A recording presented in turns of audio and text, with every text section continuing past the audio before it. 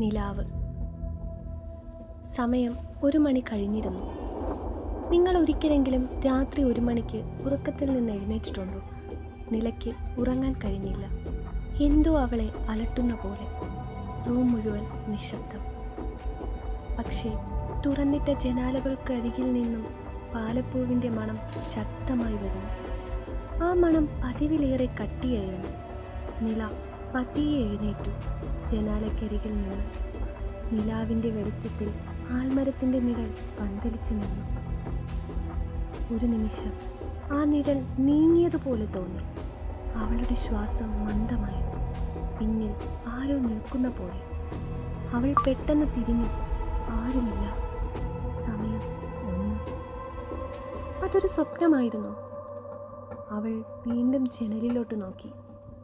ഇപ്പോൾ ആൽമരത്തിൻ്റെ നിഴൽ അവളുടെ ജനലിനടുത്തേക്ക് എത്തി നിന്നിരുന്നു.